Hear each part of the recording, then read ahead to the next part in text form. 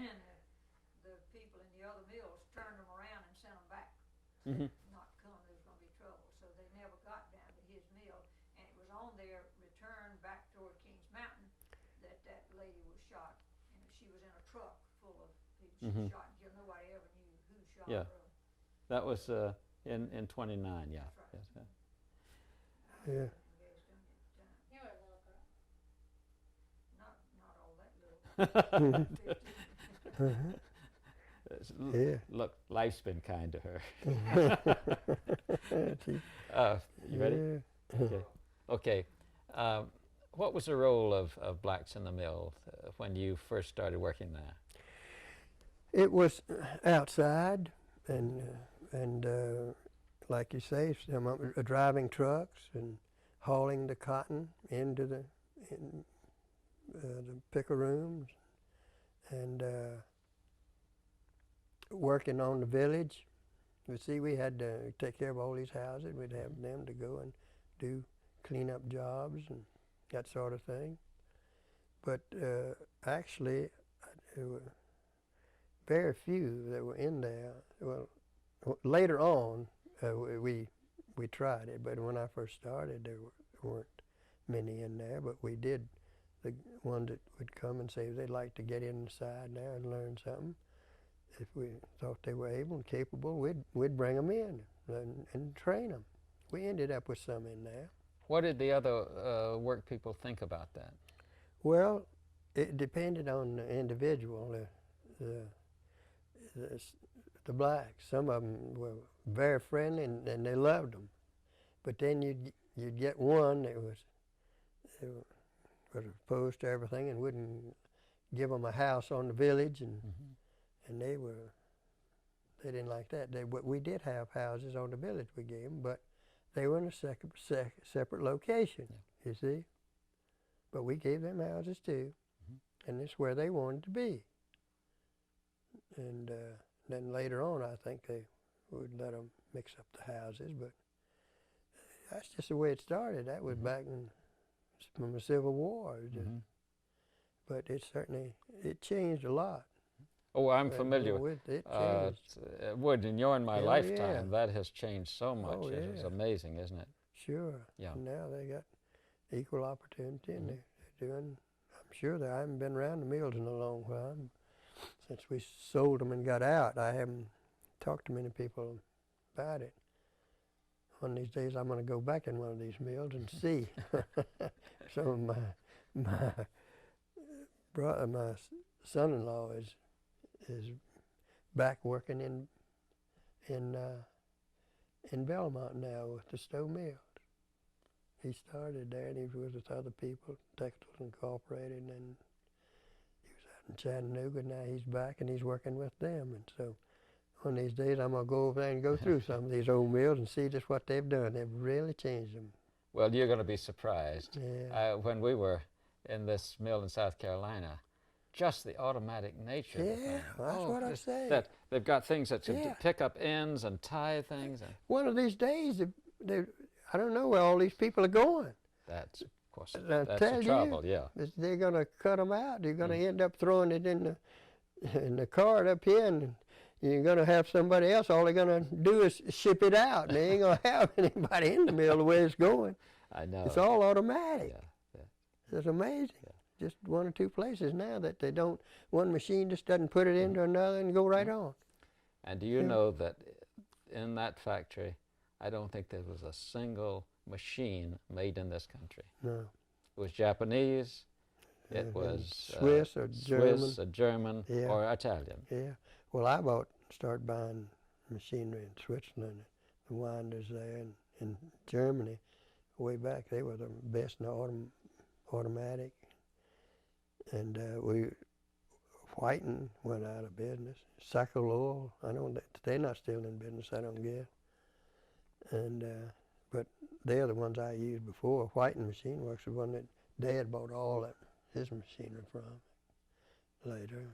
And then I got to use Cycle Oil. But then I went to Europe myself a few times and went through these factories over there. We just didn't have it over here. Now, I gather you were well enough financed so that you weren't in hock to these machinery companies. We paid cash for everything. That's the way my daddy worked. He believed in that. No, sir, he never went in debt. Because we've heard stories about mill owners who were just in hock to the machinery manufacturers so much. We never were. We paid.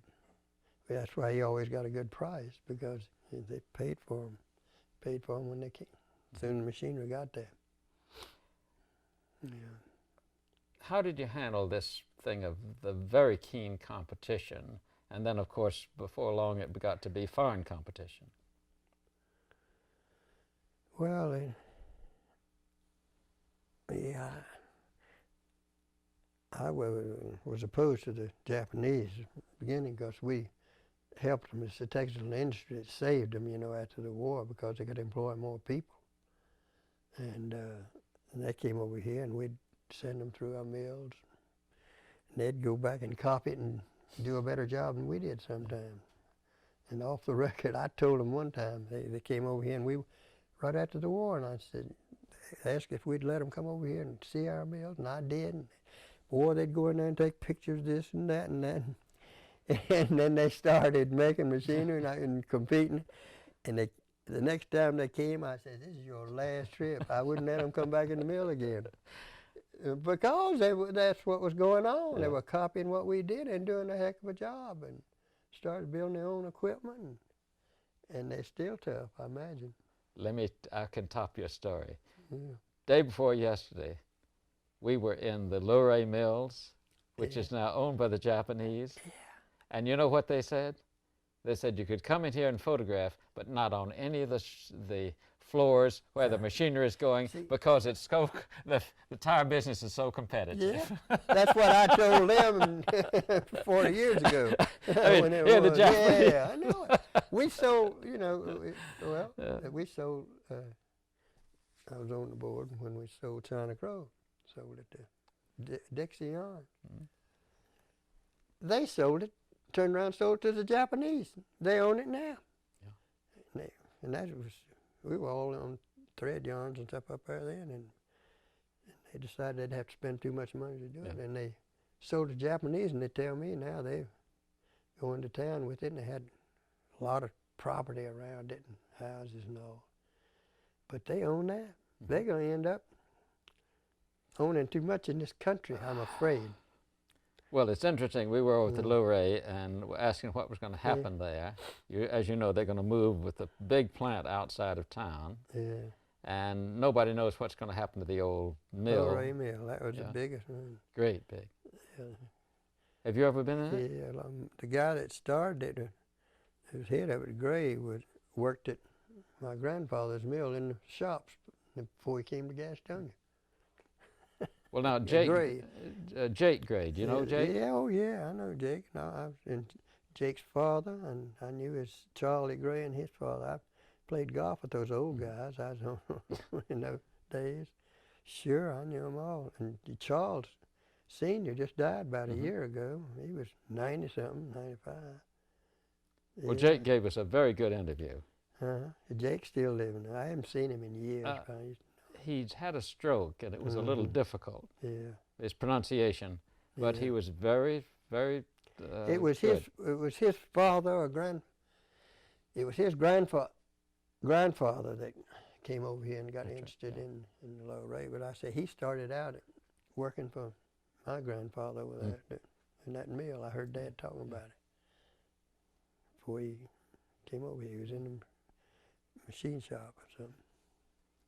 Well, that was such an interesting thing that here the Japanese are doing exactly the same thing. Yeah. They bought a lot of other mills, I'll tell you. Mm-hmm. I don't know. We're going to have to do something about imports, or we're going to have to be more competitive in a lot of everything. It's everything, and not just textiles. Yeah. No, it's not just. It's just an automobile. See what did in automobiles and everything else. But now, one other thing, when you were county commissioner, you were probably a member of the Chamber of Commerce, and you were. No, I stayed right with county commissioner. That's as far as I wanted to go. Were you ever a part of these trade associations? I don't remember. What? We have a lot of material with Donald Comer and the Callaways and those people who were working in the Southern Cotton Textile Association. No, I was on that board, the Southern Combed Yarns, one time. We used to meet, American Textile Institute. I'd go to those meetings, but yeah, we went on that. Yeah, I didn't know what you meant. Yeah. And so you were part of a kind of a national association. Oh yeah, we belonged to. Yeah. What good do you think that did you, having a national association like that? Well, I at the time I never was big in it, but I could see that we'd get together and agree on what we were going to do and try to agree on prices more or less, or what we should develop. Or not on prices, you couldn't do that, but we would talk about what we were going to do in order to keep the mills going and compete with outsiders and all. The reason I'm asking you that is it seems to be such a competitive business with so many operators. You see, it wasn't like steel or coal or those big, or automobiles even. That's right. No, we had a lot of people, and it was that kind of a business. It was done by hand mainly, and then it's changing now, and some of them, the only ones that are going to survive are the ones that are going to be automated. I think more and more automation they've got to be to compete with the Japanese and the other people.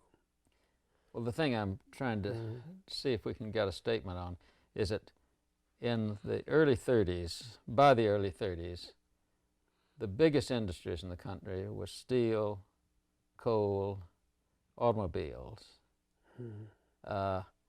And they were pretty well in the hands of just a few operatives. Textiles, there were hundreds of textile manufacturers. So the competition was much greater. Between the mills, between our people, we knew that. We had a tough time. We'd say, well, what are they doing over there? They taking our customer, they cut the price. Yeah. That's the way it was. It was very competitive. And even then it was the mill that could have the best price, have the lowest price on the yarn, still make it. Would you have any idea what percent of the final cost of yarn was represented by the cost of labor? No, I don't know. It was certainly the biggest, of course. I don't remember I remember we used to say we knew how much it cost us per pound. Yeah. We figured that. I don't remember, but we had a cost basis on how much it cost us for each yarn. And then we'd try not to undersell it at that price, but sometimes we would. Dad, I've got a question. How much, when you retooled and brought in new looms and new machinery, how long would you get before you had to replace the machinery? How long would it last before you have to update? Well, we weren't not talking about looms. Ours was, we would do it gradually. We would start, if we were going to put in new spinning frames, we'd have so many shipped in every 2 or 3 months or whatever it was, and we'd take one machine out and put the other one in and run them all together. And so it just depended on what you were going to do. If you were putting in new combers, we'd do the same thing. We would have them ship in if I was buying 12 combers, I'd say ship us in 3 right away, and we would take the others out so we wouldn't lose production, you see. The new ones would produce more, and it'd take the place of 2 old combers maybe, you see, and so we'd put them in like that. It never would stop our production. But how long would that comber last, or before you would have to Oh, update well, with more modern it would depend on how modern machine you could get. We could make those old ones run forever. We'd repair them and keep going on it, but when somebody came out, I remember when Psycho Lowell came out with another comber, it was doing 3 times as much as we could get on the old ones, then we would go to the new one. And it would, I don't know, it would last maybe 8 or 10 years before they'd come out with another one that was even better than that. We couldn't depreciate them in, you know, so many years. I forget what it was. You had so many years for you'd depreciate them, and then they'd be through. But And the people who were putting those in, were you able to train local people? yeah, oh yeah, we used to. It wasn't that much difference. It was in it. They would send somebody down, and then our people that had been keeping ours up would go right in there and work with them. And and time they got them running, our people could repair them, keep them up. There wasn't that much difference. Now, you mentioned that you want to go back into the mill sometime. Yeah. Have you ever gotten interested in the history of textiles or the history of the museums and that kind of thing? No. People have told me that I started talking about Gaston County and what I knew about it, having been in all the mills and having been a county commissioner and having been on the train with, who was that running man boys? The President Johnson. I got on the train with him when he was coming through, and I still got a picture of him. He gave me a ring, and I mean something. And he was a Democrat, Yeah. But anyway, I was working on that, and somebody said, and then talking about the farm and the slaves. My daddy told me how the Yankees came through there and stole just a lot of stuff, and they said, you ought to write a history of Gaston County. I said, well, thank you, but I'm not a writer, and I'm not interested in doing it, but I do. I did know a lot about what went on from the Civil War on, just from being there. What my daddy told me. Mr. Reagan has helped us a bit. Yeah. And you know, he's interested in the museum. That's at Dallas? Yes, that's right, yeah. We've given some things there. That piano there came from our house, our old farm. It was the only first piano in Gaston County. We gave that years ago to the museum.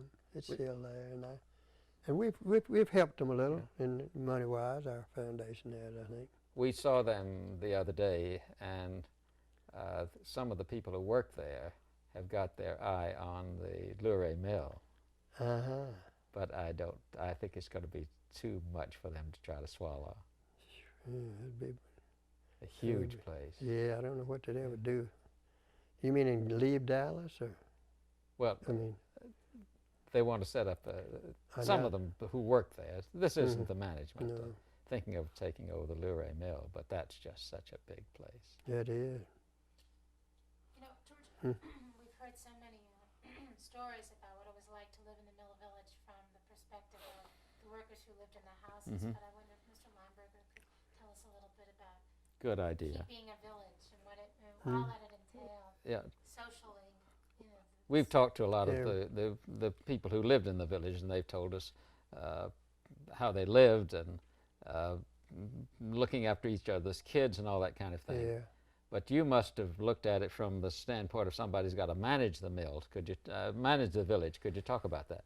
Well, we had, of course, we wouldn't call them inspectors, but we had people to go around, outside people, and the head carpenters and that kind of thing would check on things. We had to, and the people, when anything went wrong, they would just come in the mill and say, so-and-so's is not working at my house now, and we would immediately send somebody out and fix it up. And then every few years we would paint all the houses, keep them up, and when one group would leave, we would paint the inside and for them. And sometimes if they wanted to do some little things themselves, paint or whatnot, we'd let them do it. But it was in those days, we needed the homes, and most of the people appreciated it. A lot of them did a lot of planning outside themselves, and would put grass out themselves and consider it really this their home. And I don't know where they've ever sold them. Some of the mills, I think, have sold to the people that lived in them. Most of them seem to have. Yeah.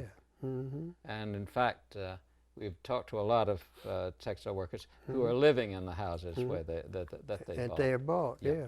Mm-hmm. Now, Good. what would happen if you had people in the houses who didn't behave themselves? Well, I'd give them a chance, and that's what we used to do. We'd say if they were not doing the right thing, drinking too much or that and that, and wouldn't come regular work, we'd give them so much time to move out, and we'd move them out. I mean, we had to do it. I remember one time, one place in South Fork, we had to, they wouldn't move, they wouldn't pay the rent, they wouldn't work, they wouldn't do anything. And the police just came up and moved them out, moved the furniture out in the front yard. Then they had to move. But that's a terrible thing, but what could you do?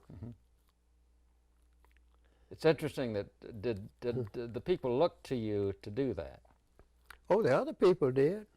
Other people, they were, I mean, I never had that happen at one time. But you're just saying if it came to that, there was nothing else you could do. The people all around were complaining what was going on. And what could you do? You had to do it. We didn't do it because of those people, because of the neighbors. Neighbors in that particular case just said, you've got to do something about this. I said, well, what can I do? They'd say, put them out. We can't live beside them. I only had one situation that came to me like that, but other than that, we would try to take care of them. And if they got sick and couldn't work, they still stayed in the house for a long time till they could come back. How long did you have a company store? We never did. I mean, my grandfather had it. I'm sorry. Could we say that again? So we never had a company store. No. Now they did there in Belmont when my daddy went over there. Stoves. That's the way they started. They had a big Stowe Brothers store there. And then when I went to work there, it wasn't connected with the mills, but they would charge. I let them charge stuff, and then they could go down and I think they'd let them take it out of the payroll. But the mill itself had nothing to do with it, except they had an agreement that where they could collect from a paycheck. But that didn't last long. That was just a few years after I was there. To document what you're talking about, we were in Cabbagetown in Atlanta, and they've sold all those houses off. And an old fella was standing next to me, and he was missing the mill. Because he hadn't worked there. You know, the mill's all closed down. And he was complaining about his neighbors. And he says, you know, back when this mill was working, that wouldn't have happened. He says, if you get noisy neighbors like that on the weekend, you just go in and tell your supervisor on Monday morning, and he'd straighten them out. That's He missed that. Yeah, I think. One other question. Yeah, okay. In terms of looking at the mill village as an investment for the mill owner, in terms of supplying housing, and he got a rent of 20 cents a day per room, do you think that A week. A week. 20 cents per room per Yeah. week, Yeah. so you figure $1, $1.25. Did you feel that you broke even or lost money? Well, I think we we didn't make any money, but I think it was, we just considered that is what we had to do, is sort of part of the pay, you know. It was, we had to have him, and I think that it more or less was enough to keep the houses up, what we charged them at that time. We never did go into detail about it, but because we had outside men that were doing other things too, but I think they figured that was enough to maybe break even. We never went into it. And routine improvements such as running water. Yeah, we did all of that. We've got a beautiful And interview. didn't charge them anything for it. We didn't charge them for electricity for a long time. Yeah, that's right. We've got a beautiful interview with a woman who came from the country, and she said, we moved out, we had running water and electric lights. Yeah. It says, well, one of the little old bulb comes out. We just knew we was rich. We just knew we was rich. Yeah. But they're interesting. They all still talk about how much they miss the country. Yeah. Really? Mm. I mean, they come into the mill, but they miss the country. Yeah. But a lot of them had gardens, it seemed. Oh yeah, we'd have a lot of them would have a room in the backyard where they'd have gardens and raise a lot of things. Yeah. We got a very nice interview with a fellow who's about half blind now, who still has a big garden in the back of the Mill Village house, which he bought. Mm-hmm. And a spectacular garden. Yeah. But that was his, still had the connection with the country. Yeah. One other thing, and this, you may not have any remembrance of this, but you talked about those people coming from the mountains, and we've got a lot of people talking about that. My daddy came from the mountains. Mm-hmm. Jay Gray talks about bringing people down from the mountains, his father bringing people down from the mountains and so forth. But by the middle 20s, the boll weevil was so bad that a lot of other people around were having to come in to look for work. Mm-hmm. And there was really no shortage of labor. Mm-mm. No, I don't remember it either. I just remember when the mills were originally built, my dad was telling me they had to do that later on. Of course, people came down, their kin people and other people, we didn't know at that time that where they were coming from. We knew they were there and knew somebody on the Mill Village and were looking for jobs, visiting them or something. And if we needed more people, we'd hire them if we thought they were the right ones. That's the way we did it. Routinely, how would somebody get a job? You're talking about way back then. they'd come in the mill and ask the overseer of the spinning department, for instance, if they were interested in that. They'd come in there. Oh, we'd had them come in there all the time. We had an office at each mill. They'd come in there and say they'd like a job, and then they'd give them all. They'd get all the information from them, where they'd worked, how old they were, and what they had done, and put their name on the list, and then we would ask other people if they knew them. You know, that's what they'd do. And if we needed them, then we'd notify them. But they'd come by every week or so to see if there still was any opening yet, and that sort of thing. We didn't have to advertise to get people. During the Depression, that went on long after you were in the mill, were there lines of people waiting around the mill to get work? No, I don't remember them being in lines. They would still just come by, and the ones that wanted to work, and put their names on the list. The way we did it. Did you look to the supervisors to make these selections? Yeah. Yeah. We didn't have another group or anything like that to go into it. The supervisors were there, and they kept a records of them and find out something about them. And most of them were local people, you know, or at least North Carolinians. But you didn't have an employment office then? Yeah. That's just checking it because so many people said, well, how'd you get the job in the mill? Well, I knew the supervisor. Or Mhm. my dad knew the supervisor. My dad worked in the mill, and he talked to the supervisor. Well, that's the way it was done in the old days. Mhm. Yeah.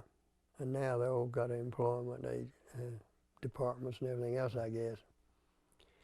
I don't know. Well, that hasn't changed too much Mhm. because I teach at a university, Hmm. and I think I spend maybe 1 day in 5 writing letters of recommendation. Yeah. So I see. Yeah. So it's It's kind of the same thing. Yeah. Yeah. Yeah, I think so. Let's see, some of the things we'd like to get now. I'd like to see and photograph it, and that money that your Oh. grandfather photographed. I mean, Yeah. made. I'd like to get that first paycheck.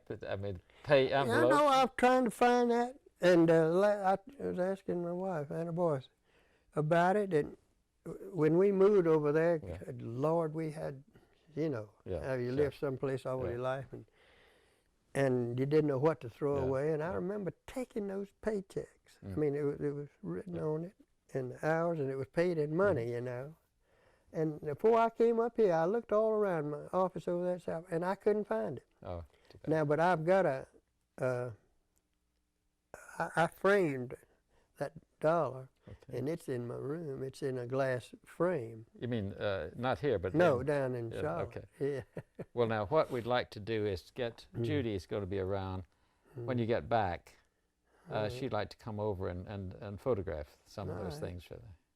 I don't know what happened to my pay envelope. Mhm. If I can find it, I'd be Okay. glad. You can't believe it. I'd finished college, and I was working 55 hours a week, and there it Okay. was. That Joe Lineberger paid. It was either $12.50 or $13 for 55 hours. Judy, do you have any more questions?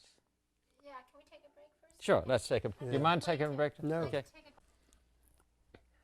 One of the things we're doing is trying to follow up on these letters, and in the letters, the people kept talking about if they lose a job in one mill, they got blacklisted so that they couldn't go around to other mills. What do they mean by that?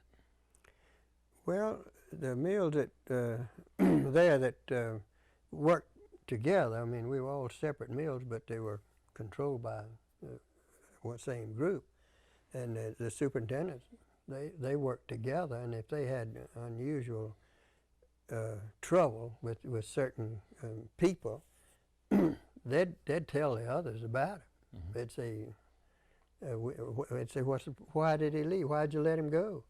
They'd have to tell them what the trouble was. And so I don't know whether they'd call that a blacklist or not, but they certainly wouldn't hire him across the street, the mill, if they had a trouble over here, I'll tell you that. Yeah. It's interesting with tracing Yeah. some of these people. We've been able to find them in another place Uh-huh. because they had to go over there. Yeah. And then we say, how'd you get a job here? He said, well, we went back to my supervisor, and he said, look, I don't want to hold it against you personally, so I'll sign it, but I can't hire you here. Yeah. But they can hire you over there. We never did get into that. Mhm.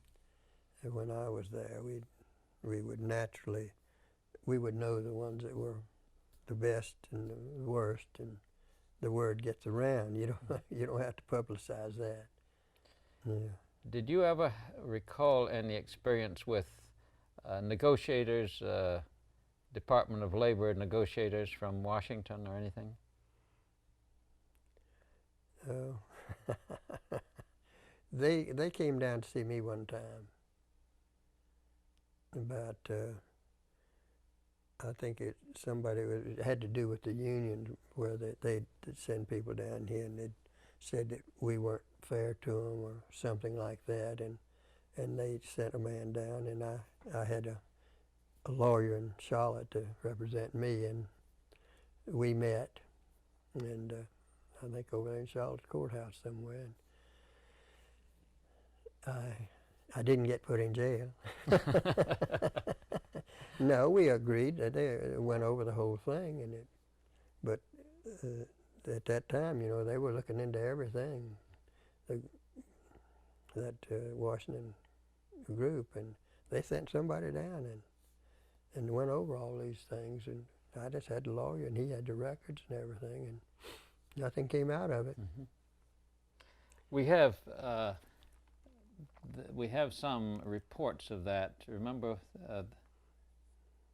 we found it on the stationery this morning. From Acme? Yeah. Was it about me? No, it wasn't about you. We haven't seen your name in it, but it was about Acme, wasn't it?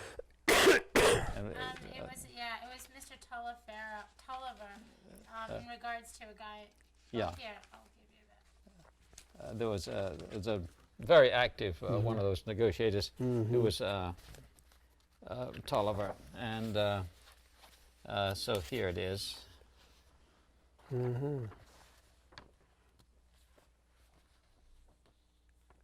Yeah, this goes back. That's 35. Old man still living.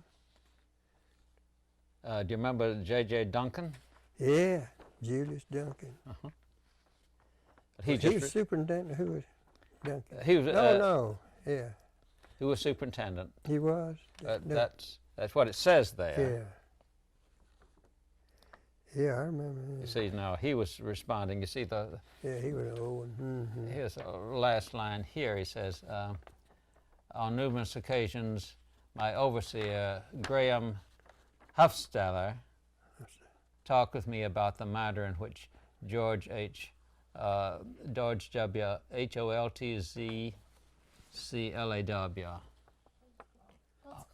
Holtzclaw Holtzclaw did his work.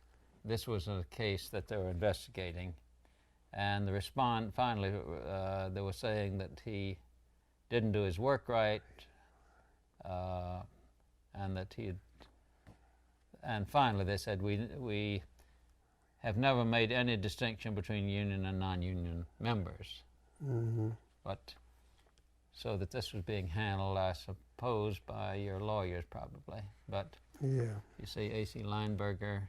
Yeah, and R.B. Suggs. Yeah. Right. Yeah. We have And then there are a number of these here. Here's another one. Yeah.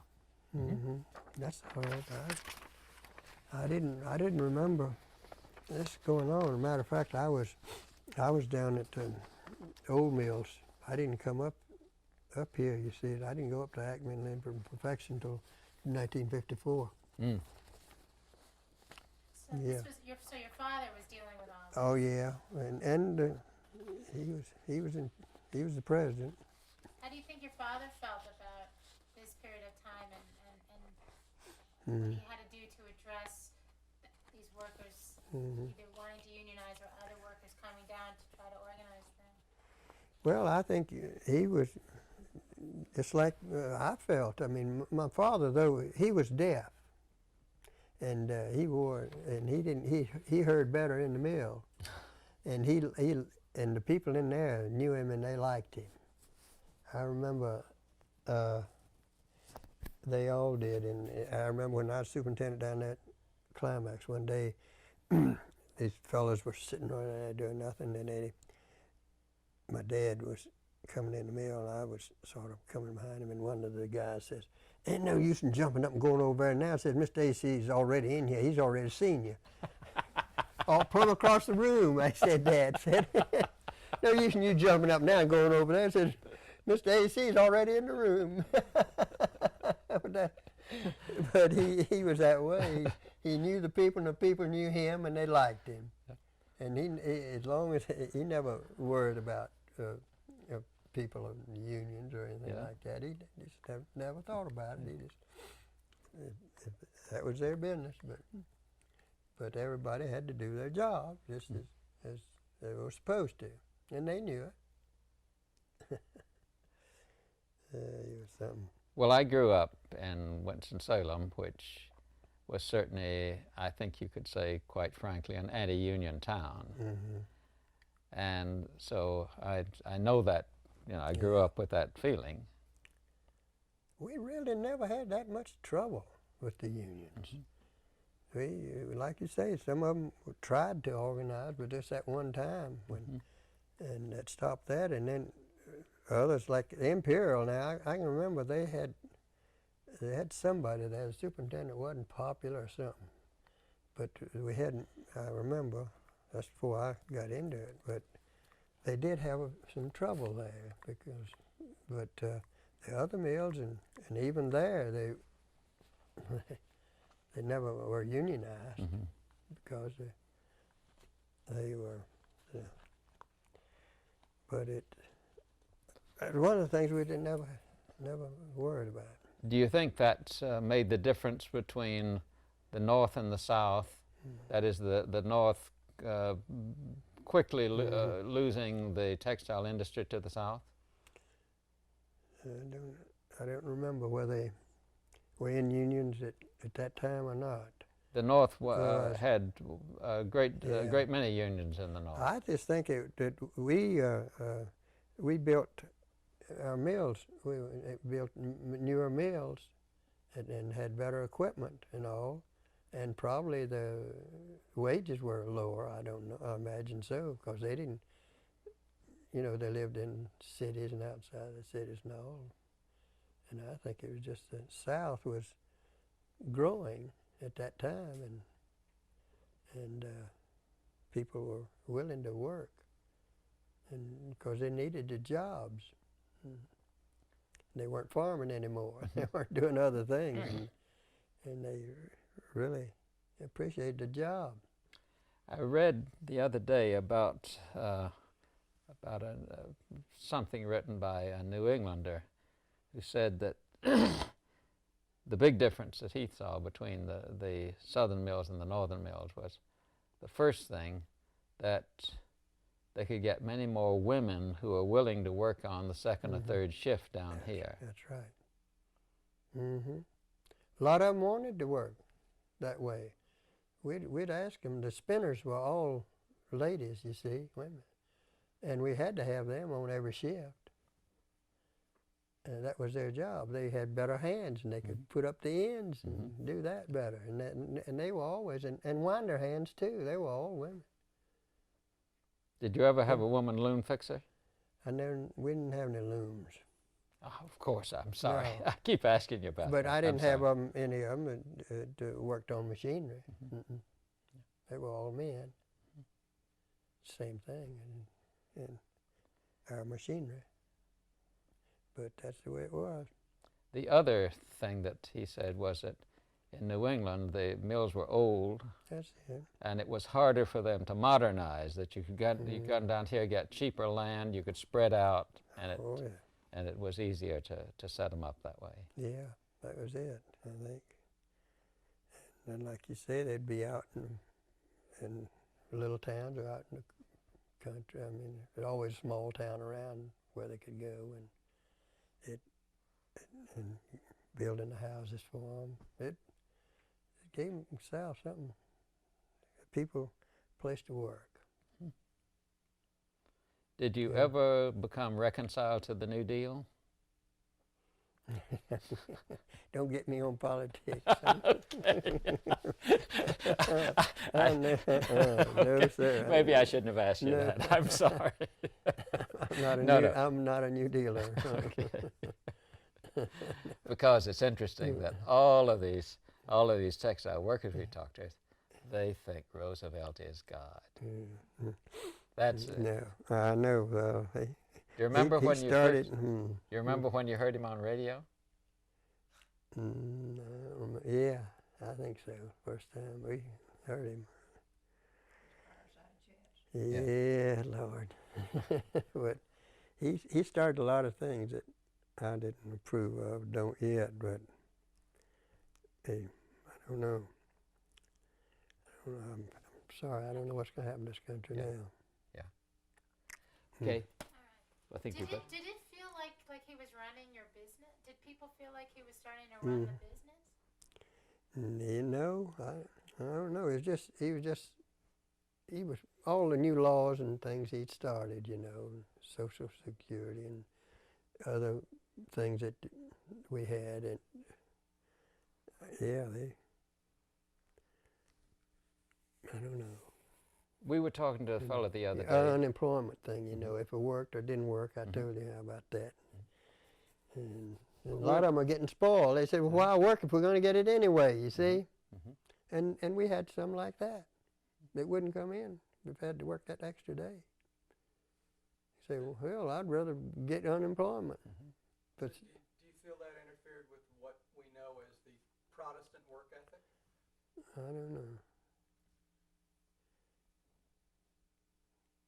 I don't know. The old day's work for Yeah. a day's pay sort of thing. Yeah. Could be. No. We were talking with a fellow the other day about the New Deal, and he was saying that he was talking about his father, and he said that his father came home after the NRA was declared unconstitutional, just bragging about it. Because he said, I knew it all the time, and then the Supreme Court agreed with me. Yeah, it's great. Yeah. My daddy, he was registered Democrat, of course, from the South, and he wouldn't be registered any other way. But in that second time Roosevelt came in there, I said, Dad, let's go down and vote. Let's go down and vote, go down and change and vote Republican. He says, no, I can't do it. Says, I've been a Democrat all my life. My father, over for him, says, I won't vote. But he would not register Republican. He said, I've been a Democrat all my life. But he would not go down there and vote for Roosevelt. He just says, I won't vote, but I'm not going to change my party. And staying a Democrat. Boy, that's changed now, hasn't it? Yeah, sure. I never thought I'd see a time when North Carolina would have a Republican governor, for example. At that. Yeah. And South Carolina, in the paper the other day, they said that Bush is ahead in South Carolina. No, Clinton's ahead. Clinton, Bush? I think it was Bush in South Carolina. Well, we've always voted, you know, they registered Democrats, but a lot of them vote Republican, sure, and that's why we got a governor and a lot of other ways. Sure. You can vote, can't you? You can vote any way you want in that. Well, and that's what and we've always been conservative, the North Carolina, and that's the reason we've had Republican senators and governors and everything else. Well, let me ask you about somebody who wasn't always conservative, and that's Frank Graham. I know it. He was there. He was a classmate of her father's. I knew him, and he was pretty liberal, and I was there when he was made president. And I finished, I know I had to go to him to stay in school. I finished in my at Christmas time, I took extra courses and went to one summer school just to be down there. And I said, well, I've graduated. So I went over I said, well, I get 2 diplomas. I went over to business school and thought I'd do that. I went over there and that bored me to death. And you had to stay all afternoon in the labs and all, and I just didn't go. I went to Pinehurst and played golf. Get in my car and so I got, boy, you had to go to classes then. And I got this letter saying, called me and said, you're flunked out of school. I said, what are you talking about? I've graduated. Then they said, no, you've missed all these classes. And so I went over, I finally had to go to Frank Graham. I said, look, look at the record. I thought I'd finished. I was just going to take this other. And he said, well, anyway, it came back. They said, don't miss any more classes or you will be. So I went on to classes after that. But I had graduated, but I didn't get a degree in that business thing, a BA, whatever it was. But I went to the classes. Yeah. You remember a fellow named Davy Clark? Yeah. He was head of the Southern Textile Bulletin, editor of the Southern Textile Bulletin. Yeah, I remember him. He and Frank Graham used to have the tiffs all the time. Yeah. Yeah. But Graham was one of my heroes. Yeah, Yeah. he did a great job. Yeah. He came by, visited my brother's wife. Anna Boyce, he was a good friend, wasn't he? He visited in Belmont one time. I remember he came by there to see. Uh-huh. Okay. With the mills there. Yeah. I was born and brought up in Winston-Salem. And, of course, it was mostly tobacco in the air. You could just breathe it. But there was Haynes Knitting Mill and Arista Mill. And it was interesting that I lived in Salem, old Salem. Our house has now been torn down, but it was an old brick house just right across from the cemetery. But for some reason, I can't figure out, we kind of felt that we were a little bit better than those people who were in the mill houses. I just don't know why. And it's interesting that one of the things I've enjoyed in doing this film is to meet so many of those people and get a different idea about them than I'd had before. Of course, you worked with them, so. Yeah, it's amazing. I used to visit up at Goodyear. As I said, I was in school with Smith Reynolds. Mm-hmm. Friends.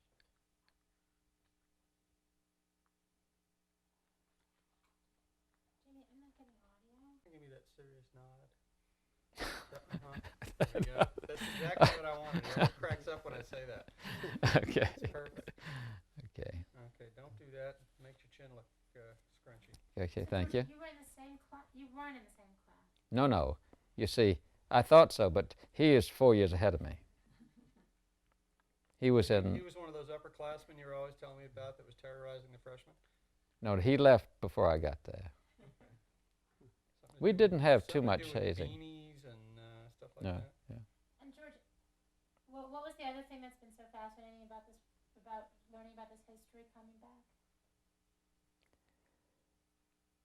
Well, it just looks so different, you see, when I get here, because I teach at New York University now, and coming back, I've made films all over the South for the last 30 years. I come back in the summers and do that kind of thing.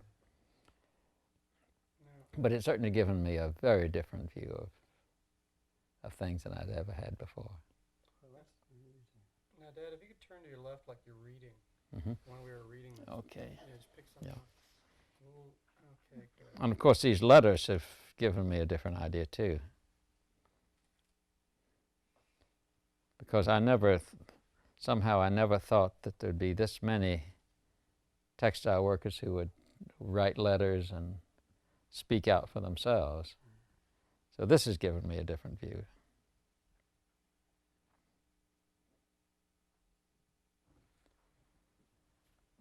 Okay. This one? I was amazed at that because we never had never heard of many letters or anything like that. Well, it's It interesting. wasn't many of those, I promise you. If you don't mind, I'd like to give you this book Well, because I think you'd like to read it, Oh, I and you'll see what my concern is. Mm-hmm. This is otherwise it's a very fine book. Oh, great. It's a result of 4 or 5. You may have seen it. 4 or 5 years of study there. Like a family.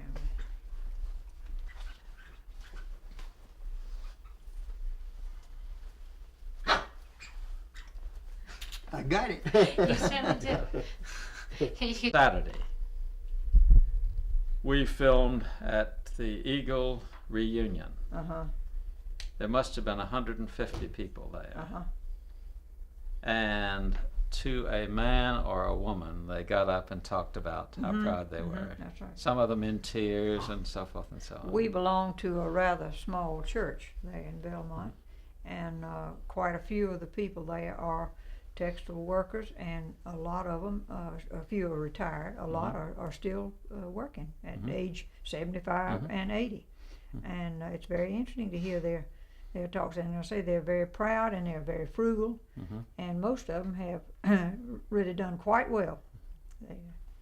One lady in particular I can remember, who is a member of our church there, her husband was a supervisor in the mill, and she worked in the mill all her life, still works there. She's about 78 at this point, and she always has had a big garden, grown all of her own vegetables, canned things, and every time we have a church dinner, she contributes more than anybody there from her garden, mainly. She's a marvelous cook, and as I say, we've known so many of them quite well in that connection, as well as Joe's connection as a supervisor in the mill there. Good. Well, thank Okay, you. now I am going to need to get your signatures. And I declare it is. Enjoy. Yeah, I tell you, Thank you very much. everybody appreciates don't what you're know. doing. One correction, Yeah. you said you couldn't talk. No, I'm not You're a wonderful storyteller. No. No, what No. is so helpful is that he doesn't go on and on. He'll tell a story and it's it. And editors love that, because so often somebody will start and then they'll say something this way, and then halfway through they'll go this way and then this way. I was watching an editor recently, and she says, "Finish your sentence." You know, wrong. Right now. You know, to the What do you- monitor. Too late. Well, thank you so Okay, much. You know, thank we've been Good to see you we've again. been able to talk to a lot of workers. They've been easier to find. Uh-huh. A lot of your contemporaries are not around. No, that's true. Okay.